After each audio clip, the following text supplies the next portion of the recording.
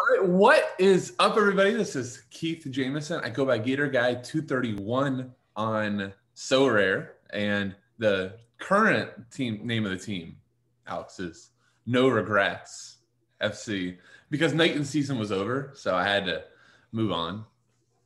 And I'm here with Alex Hooper, aka Tilt City everywhere. Alex, how's it going, man? I'm good, man. Glad to finally be doing this. We've talked about it for a while. So we talked about this first in January or February when we both were joining? Yeah. And it's August, so we made it. I'll have a lot more actual insight to give because, and I'm sure we'll talk about this, but where I was when I joined and kind of the stuff that I was doing, and it's a little different than what I'm doing now. So this is going to be a very much no regrets. See, this is very much about regrets right now, but because I think that's a fun way to do it. But so the show, we named it right now, unless it's just absolutely hideous and everybody's like, what the hell does that mean? But everybody, I mean, like the 5 people that are watching this is cool. Like we're fine with that. Like, got to start somewhere. But SoCommon Sorare, because in reality, the genesis, and I'll let you do this. Why don't you do the genesis and maybe kind of where we came up with the name? So I love Sorare. Like, obviously I kind of got to FSI through DFS, but then when Sorare started happening, I jumped on board with that too because I liked the DFS so much. And I listened to all of the podcasts, but sometimes when I'm listening to some Sorare podcasts, all Sorare podcasts that like really exist and really do a great job, some of the things they talk about are like so beyond what I can achieve in terms of like Ethereum. And so sometimes I need it dumbed down and sometimes I need it like cheapened out. So I think we were kind of gonna come at this as more of a like, all right, you've got a sub 1 ETH, sub 1 most of the time. Yeah, that's where I was when I started, and I'm barely above, but we've made it. But just kind of an approach with that sort of, I don't know, call it a bankroll, but that amount of budgeting for your Sorare team, because it gets a little different. What you're trying to achieve becomes a little different. What you can achieve is vastly different.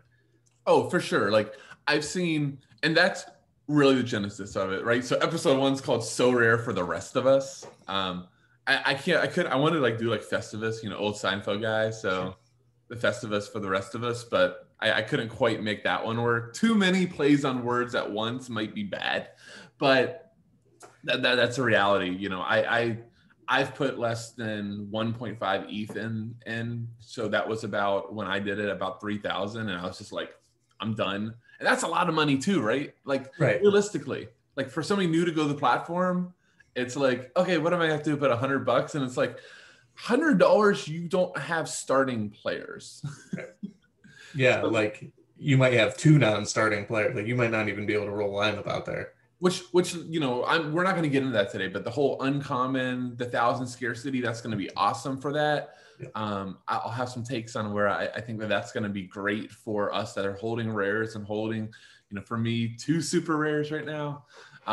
So, I think there's just a lot of good things and realistically, and then we'll get into regrets and all the fun stuff, but I'm like you, I'm addicted to Sorare. There's nothing better. So before we get on, we were joking that we should have recorded this, but it would have been just kind of like too much. But like I get up, probably one of the first things I check after, the normal morning routine stuff is, do I have like any Sorare notifications? Because that just like makes my morning, even though I know it's supposed to be a letdown, right? Like we all live by the red notification. Like that's like the most exciting part of the day. That's true. Although mine is normally like, hey, welcome Dynamo Moscow to Sorare, or I'm getting an offer that's like half of what the last sale was. That's what you're actually expecting. Yes. Yeah, you are excited to see it nonetheless. Right. I still like the offer because just maybe I'll make a profit. And then you hit reject and you're just like, because if you're like me, in a normal negotiation until they don't get the counter offer, it's like, all right, I'm going to start on like the low end to see if I can really get a deal. But like, I still, at least personally, try to like justify the number. So I can't just like pull this number out of left field that the guy's never actually sold for. But I'm like, hey, you know, like 3 weeks ago, he sold for this. I know he's a little bit more, but I have a comparable sale. Let me just put it out there and see if you're okay with it. And then you say no, all right, I moved up until I get to my height. And I feel like these other guys, it's like one shot, have 50% and nothing else. You're like crickets. It's like, do you actually want the guy, or were you just trying to see if I was just gonna like misclick? Right. Yeah, that's a bummer. The first offer for me, and I know you make lower offers than me, I think. The first offer is a don't get blocked offer. And then but you still like it's justifiable. That's the thing, is like a lot of the time, I would say 80% of the time, I won't offer below. I mean, definitely like the lowest sale in the last, I'll say 3 months. Right. But a lot of times it's closer to the last sale, and maybe a little bit below if I can click through the last couple months of sales and see something a little bit lower. But yeah, some of these offers, man, and I can't stand. One of my big pet peeves is the player swap offers, where it's like, I'll give you 0.01 ETH and this guy who has not played in the history of Sorare for your guy who starts every week, and scores 40 or whatever. But I'm like, I'm not dumb. Like, why do you think I have this guy? But it's fun. So you know what's funny, and we're off track, and that's cool. Like, that's kind of what this is supposed to be, because how to say this before I get to my point. Me and you like text all day about Sorare. Like, I don't have a lot of friends on the platform, so it's just like, hey, this is going on, and we're back and forth. And so why the hell not, do a pod where we're talking about it? And it's just really fun. But I did like my first one since like day 10 on the platform. I accepted a 4-for-1 yesterday. That's wild. I can't believe it. And you said I knew 3 of the people. That was right. Even more amazing. That's the thing, is like generally the player swaps are people like off the board completely. Right. But like, I would take, if someone offered me 4 players who like actually start and I can use in different leagues for, a guy who might score 56 a week on average, like I would have to consider that. It's just, so many of my offers are DMP guys. Oh, that's the life. And I DM'd somebody on this too, and I was like, I accepted a 4-for another person that's on Sorare a lot that I can, like, because it's not just, I can't just tell you, I have to tell others. That's Sorare. But I'm just like, I have newfound respect for Powell Trader, like, because you do realize like his life is getting. Here are 9 piece of shits. and I have combed through your gallery, Powell, of 20,000 players and decided I want this one player. And I wonder if he gets the same thing that we do when you get like the DM on Discord and they're like, dude, show me your player. Your guy sucks.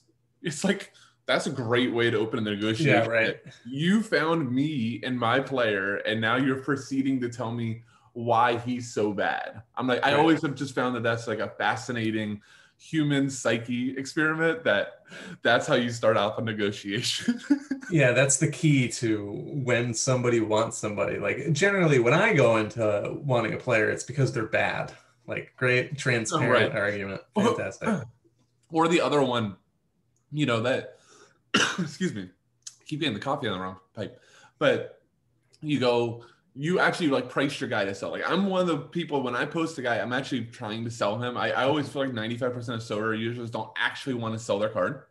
They just want somebody to make a mistake, which happens when I just saw Diego Valeri. I don't know if you saw my Twitter. Somebody bought him for like 0.24. And I'm like, well, considering he's at like 0.024, that's impressive. So they're shooting for that one time. But so they start out like, you're like right at the last sale. It's like you're right in the like the 7-day average. You're lowest on market. You're like, I'm right at what the last auction went, or I'm just below the last auction. And they tell you about how your guy's so old he's not worth that. It's like, once again, you're already putting me on the defensive. Right. Like, before you start the negotiation, like, hey, I literally got a DM one time that said, I don't remember who it was, but like, hey, your guy is really old and out of form. I think you're asking too much. And I'm like, I'm asking what the last auction was. And he's like, oh, there's no way I could pay that. Then don't. I'm asking what someone did pay and someone thought they could pay. So I'm just going off the data, which, by the way, if this is new, at some point maybe we'll go scale back, but I'm sure there's a ton of videos out there for like, if one of the 3 people watching this is like brand new to Sorare and hoping that we can walk us through. When we joined Sorare, it's so much different.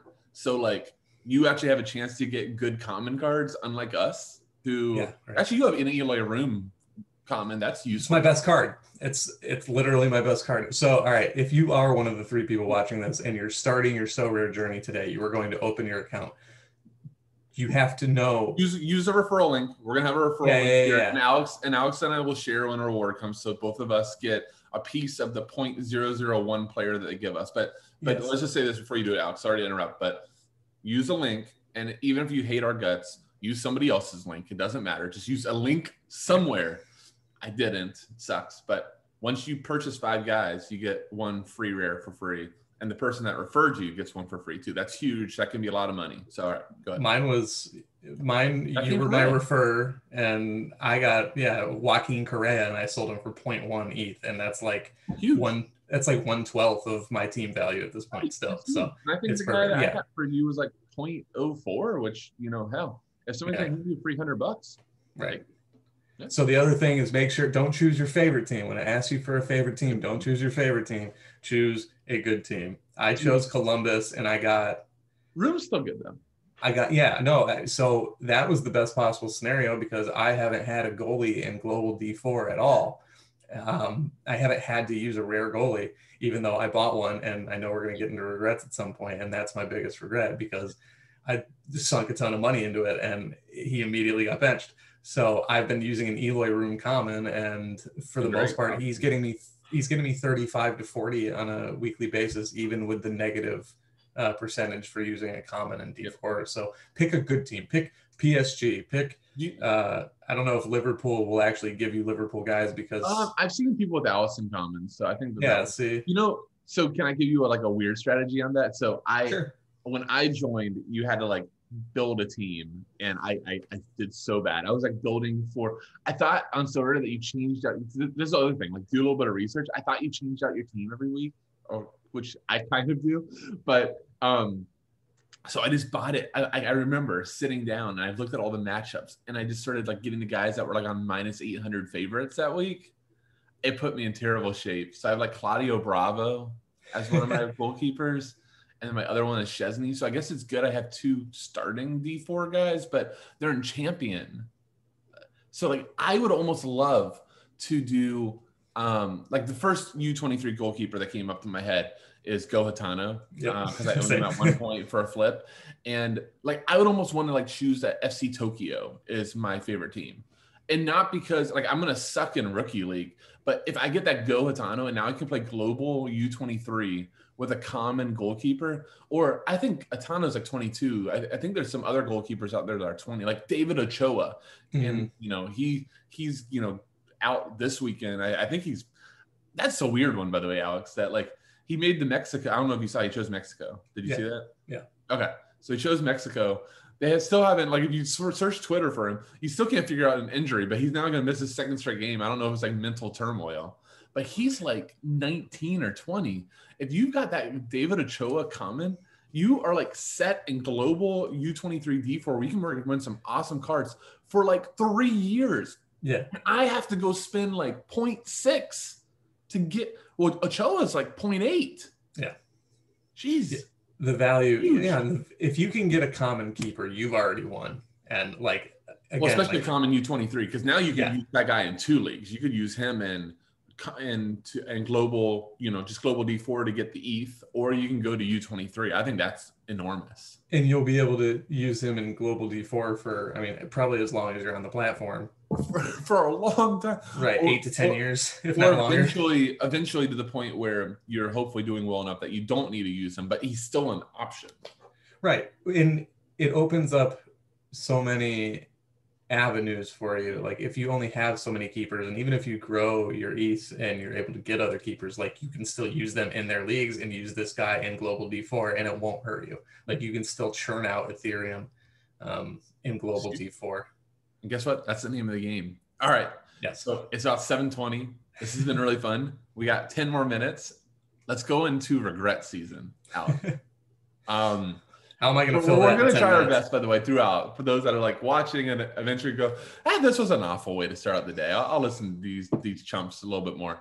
So I want to start out with regret. I think we've talked enough about it, like what we love about Sorare, and people can see that, you know, we're very much on the platform ready to go. I want to just get right into like regret season because that's just fun. All right. Do you want to go or do you want me to go? I'll go. Okay. So my biggest regret is I invested $600 USD, 0.25. Don't say that. It sounds so much better when it's ETH. Right, I know. But at the time, it was 4 months ago. It was $600. It was 0.25 ETH on Shun Takagi. He is Oita Trinita, I believe it is, the Japanese team who's going to get relegated. They're going to get relegated. They're horrible. Their keeper, who was the best keeper over the last 15 matches when I bought him, immediately got benched. I did not even get a single game week out of him. I didn't get, and now he is going for 0.02 or something like that. And I'm just holding, like he is the albatross on my team. And I would have almost double the ETH I came in with if I could just sell him at what I bought him for. So you talk about guys listing people just hoping for a miss. Like I list him at whatever $600 is every 2 days. I'm just like, yeah, 0.38 for this guy who doesn't play, and I'm sure you're going to buy him. And guess what? No one has. And then, you know what the best part of that's going to be?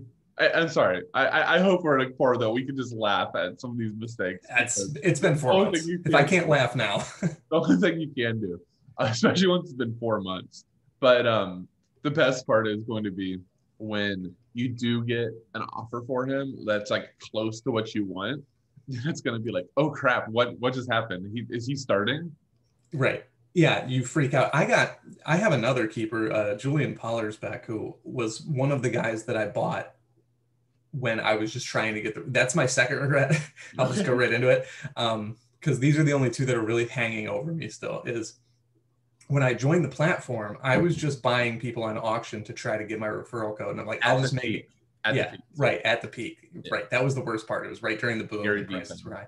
Yes, exactly.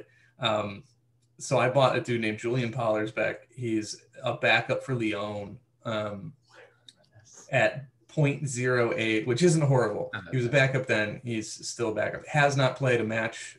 Hasn't played an SO5 match. He's played some cup matches for them. And there's some rumors that he might end up starting over Anthony Lopez. But there was one time where I got an offer for like 0.14 or something like that. And I didn't take it because I'm like, this dude's going to start or he's going to transfer. And now he's like back down to 0.4. But there's still rumors that he might start or get a transfer. So I'm just waiting for that to happen. How old is he? He's 25 on his card, so okay, it's like 26. I think he's 26. Yeah, like he was good. He was good in Germany. I forget who he played for in Bundesliga, but like he was okay.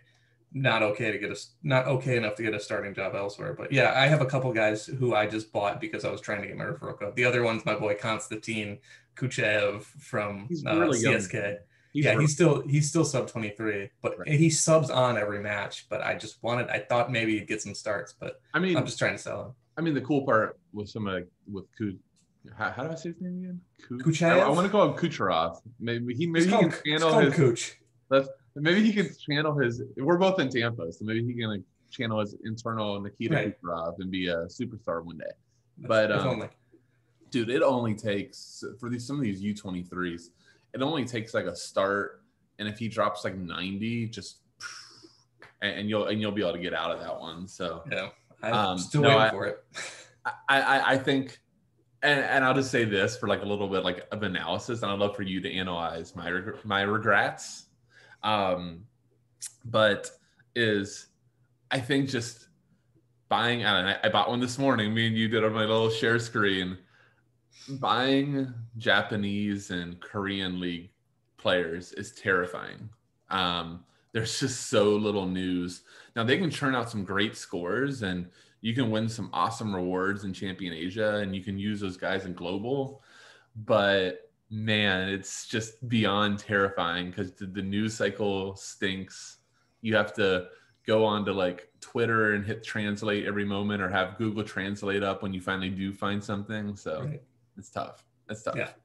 And that's where my stack is currently. Like this weekend, I'm finally getting J League back, and I'm just hoping all my guys start.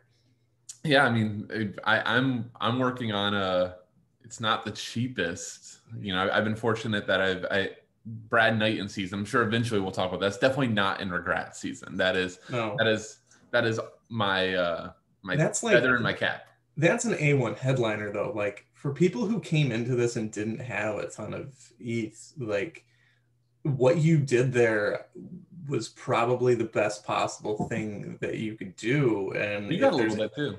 I did. I benefited from your knowledge on that one, because I see, like, when we're texting, you're letting me know a bunch of stuff that I don't know. I haven't had the time to dig into a bunch of stuff because I'm just like doing too many things, and also not smart enough to be like, oh, to put those pieces together and see that so far at a time. But that's one of the things I've learned, is if you're bidding on a player because you need him for this game week, you've already lost. So to think months ahead like you did on that and make a decent amount of ETH. I give a shout out to and so much I think of this, and like anything like that is not just like you sitting, right? I didn't like go out seeking. And I want to say I was texting, my old soccer partner at FSI, who I got into it too, who now he's podiumed and he's like beyond me, but I was texting Martin Cooper about it. And I think it was when he first was getting on the platform, and I'm like, just be careful. This time it was the boom. And I'm like, Sean Johnson, because it was always a joke. He used to say he was just like garbage. And Sean Johnson, I'm sure, is a great guy, but he's an MLS keeper, and he is always going to be an MLS keeper. And I'm just like, so I knew he didn't like him, or I don't remember. I don't remember what the whole jab was. I'm like, do you really want to pay $1,500 for Sean Johnson? Like, be careful. And he's like, well, Gold Cup's coming up this summer, so you might be able to, maybe there'll be some backups. And I'm just like, I froze. I wrote down, I'm like, Gold Cup, and then like Berhalter immediately within like, I don't know, like I think it was actually when he said it, Berhalter made the announcement that it was going to be an MLS-based squad. So you go, well, Matt Turner is like the best goalkeeper in MLS, which he proved. But I've been saying this. No kidding.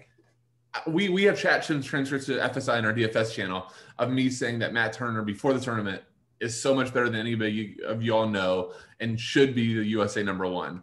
But it was like obvious to me that you have all these other goalkeepers, and I was concerned that, Marcinowski, I think is his name, from San Jose, he's young, could get called up. Ochoa probably should have gotten called up, and maybe he wouldn't be Mexico. There's like a lot, Sean Johnson, Brad Guzan. There was like a lot of like American goalkeepers that you could see getting the call up. So for me, it was like, I know for certain one guy, which is Matt Turner, and he had been called up one time. I want to say it was like last year, saved a PK, so like I knew Matt Turner was getting called up, and I was still sweating it. Remember me and you? I was like, this, because at that point I think I owned like 10 or 11 Knights, and then I bought in a super rare Brad Knighton. Like I was all in on Knighton season, and it worked out.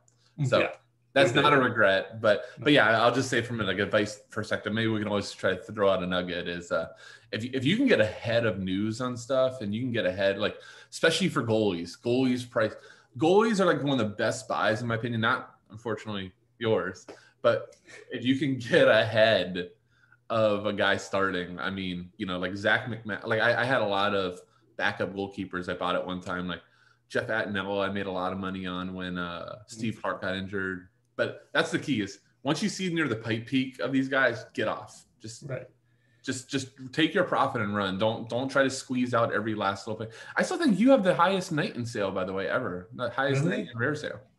I don't remember how much I actually 1.05 or something. Wow, that's all he ended up going for, huh? I mean, I think the reality of people that were buying him too, and Matt Turner got so much publicity that everybody's fully realizing like It's not like Brad Knighton stealing the job from the god. Right. So, all right, my regret, and then we'll get out because we're already going over. My regret is at the beginning, my DFS head, my DFSness in here was still like very much, I can evaluate the matchups in the Dutch league and in the Belgium league that I know nothing about, but I can look at the odds, and I'm the only one doing this, Alex. Like in the entire Sorare platform, these people that have hundreds of thousands of millions of dollars, nobody is doing this but me. And I could beat them. And I still remember this one week in Challenger Europe, I'd finally gotten a goalkeeper. I had gotten Igor Akinfeev for, at the point, it was like a really good deal. I'm like, oh my God, I have a rare keeper. Let's go. I got to go at this. And I remember it was Feyenoord. I can't even say their name. That's how good I was at this. Feyenoord, I believe, was playing like the worst team in the Dutch league at home.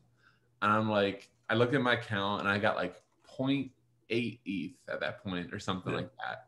And I'm like, all in. I'm going to buy the rest of the Feyenoord.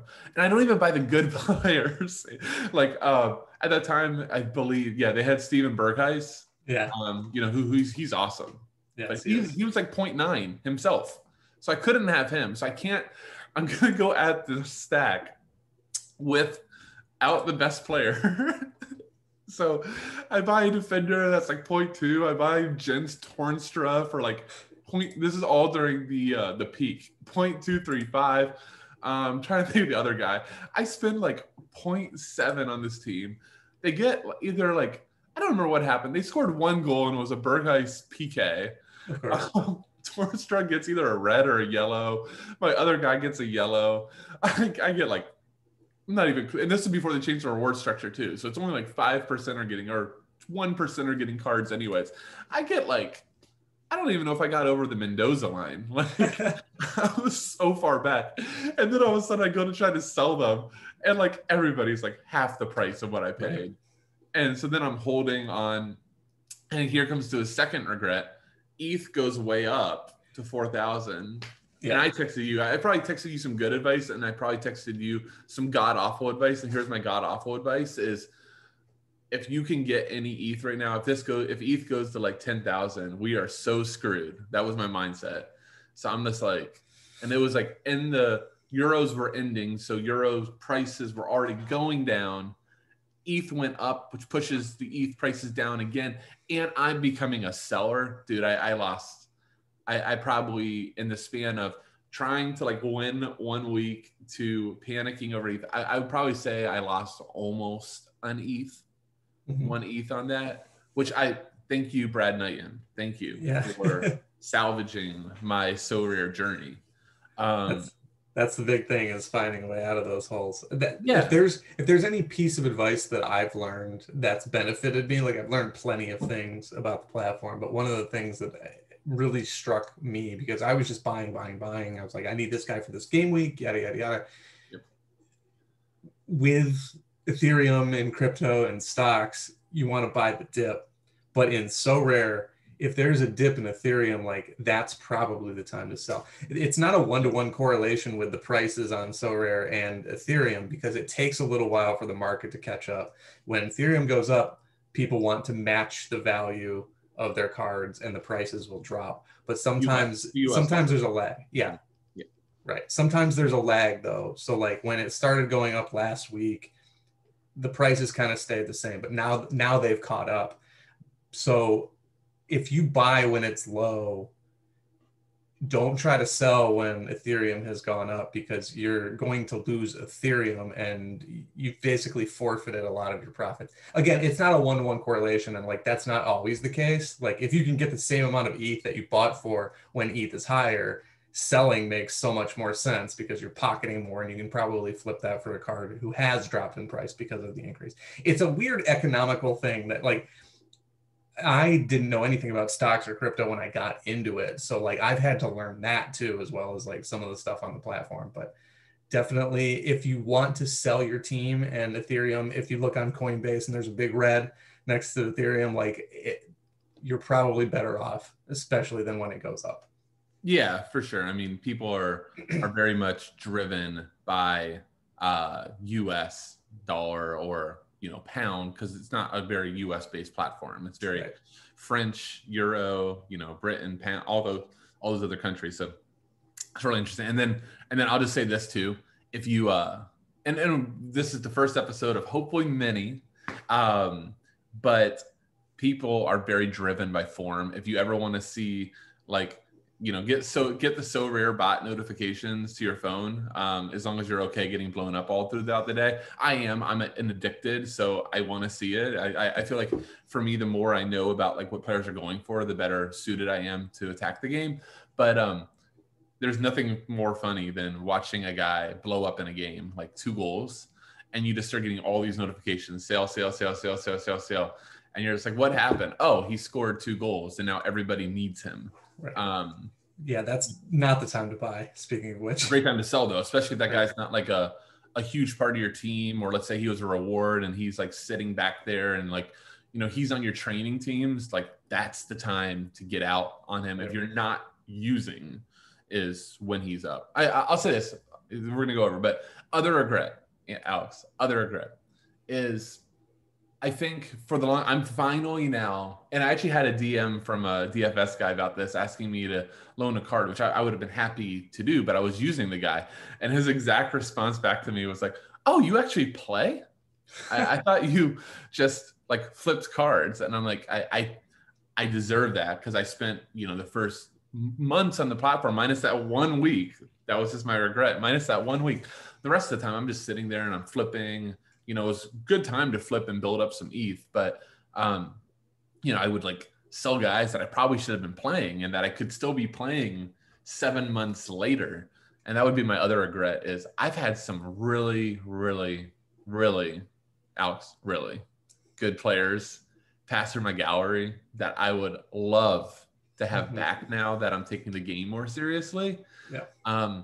So I would just say this is, when you do buy really awesome quality players at a really good deal, probably use them. Like, don't just like see an opportunity to make 0.05 ETH and go. Like, I just sold, Mike Tresser, who's now at Gink and bowled out for 100 last week. I'm a terrible person, Alex. So their game this midweek, I don't know if you saw it, didn't get scored by Sorare. And like, people love Gink. People love Gink for good reason. Gink guys mash. And their midweek game wasn't getting covered. And I was happy, because it was at least one more game of not regretting the sale. Like, it's a terrible thing to do, like to wish evil upon others. Yet I'm doing it. That's fine. You gotta look out for number 1 on Sorare, especially. but it doesn't actually make sense, right? Because I don't own him. Thus, other than like killing my chances in global, he has no impact on me. I sold him at the time like 0.5 higher than anybody else. Like, I don't really regret the sale. I just regret he's so much better than I realized, and I would love to have him back. I had a lot of that. My guy, I definitely can't pronounce his name. The kid who was with Marinos, Otto Anaiwu. And now the guy that went to the French league. Yeah, so I bought him. That one so close. I did. I bought him early though for like sub. I think I got him for like 0.08, and then he scored in like 8 straight games. I sold him after the first goal, and I got like maybe 0.12 for him, which was a coup on my end. But then he was like up by 0.39, and then I got back in down towards 0.1 again. And then I got rid of him just before he transferred to League 2. Isn't covered. Yeah, which that's brutal. Thank God. I miss that guy. He's fun to watch, and he's a cool dude. Or so it looks. And so it appears by his hairstyle. Yeah, right. His hairstyle is cool. But yeah, that would have been an albatross. And now I'm facing the same thing with Jamiro Montero. And except like I was texting you last night. It sounds like there's like 3 out of the 4 places that he could transfer to are great. and one is a death sentence. Right, absolutely. And he just sold. You were talking about the Sorare data. I'm sitting here, and my Twitter is just kind of peeking under our Zoom bar here, and it says he was bought for 0.169 last night, and I paid 0.28 for him. So I know, but that's even a little bit. And you turned down a deal that we were texting yesterday for like 0.21.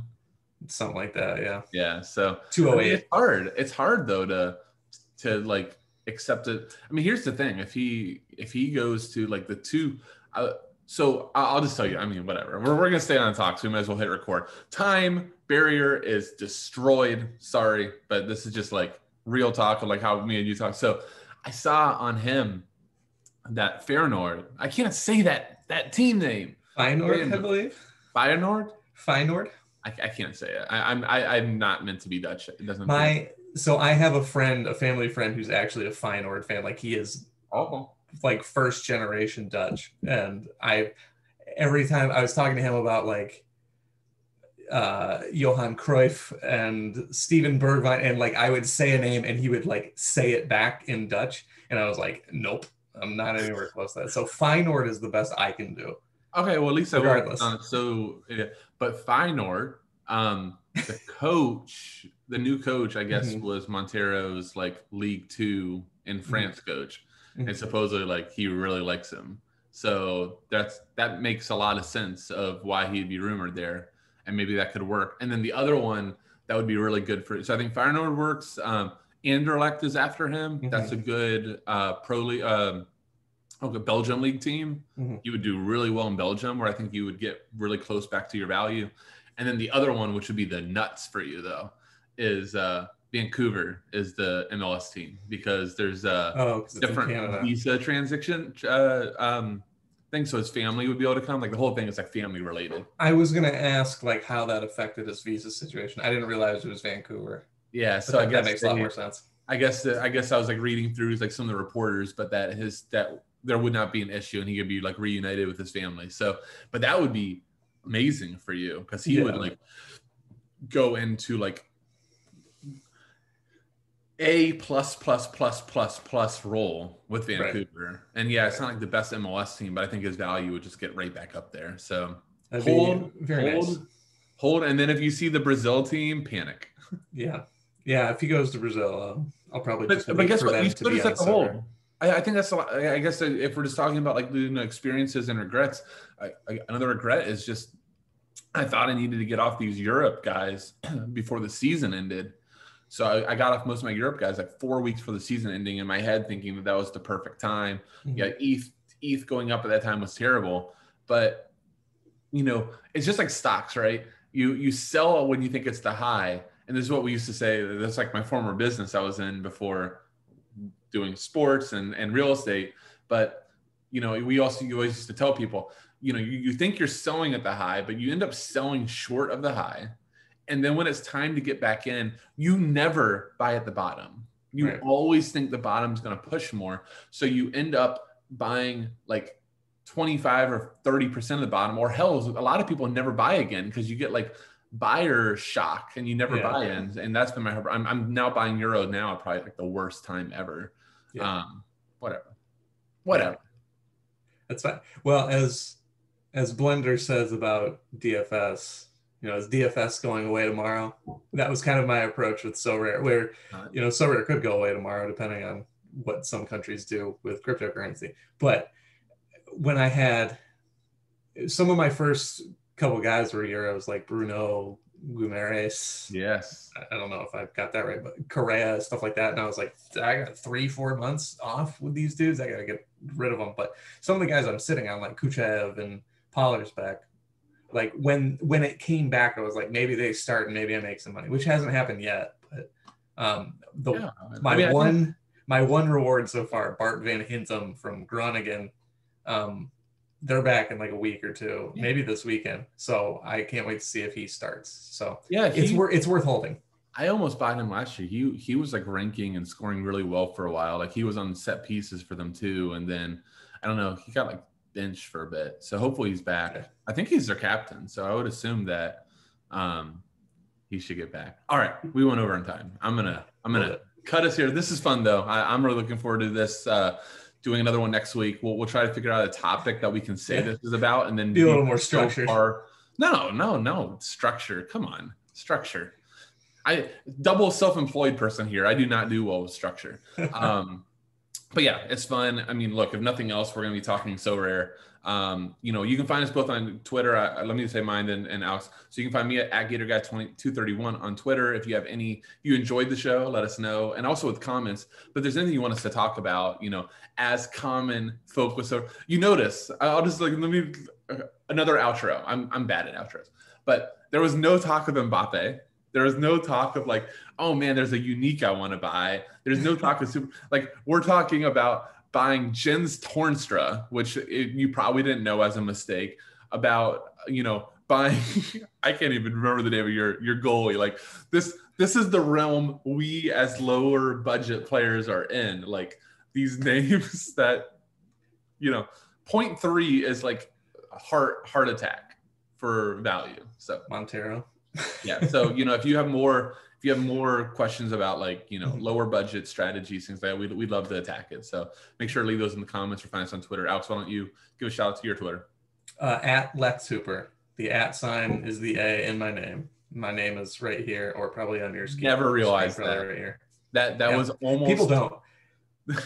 Smart for me. Yeah, people are always when I was in radio, people were like, "Do you go by Lex?" I'm like, "No, man, just look at it a little harder." But when everyone's got one, I understand why you don't look at it. I never realized that until this moment. That just made my day. Yeah. Yep. That's amazing. All right. Some kid out west has at Alex Hooper taken, so I had to get creative. And we'll say the last outro. If anybody just despises the name, it's SoCommon Sorare. Think about it too, though. Just know there's a play on words in there, right? Because it's supposed to be uncommon is the next tier. So we're all right. If you don't get it, you probably never will. But anyhow, if you have a better name idea as we keep going on, please feel free. We are the type that cannot be offended. So feel free to attack, to compliment, whatever you want to do. We're here to talk Sorare and enjoy ourselves. I hope you guys enjoyed it too. With that, my name is Keith, aka GatorGuy231. We got Lex, aka Alex. Yes. We're out. Thank you guys so much. Have a great day. Oh, hold on. Okay. Nope.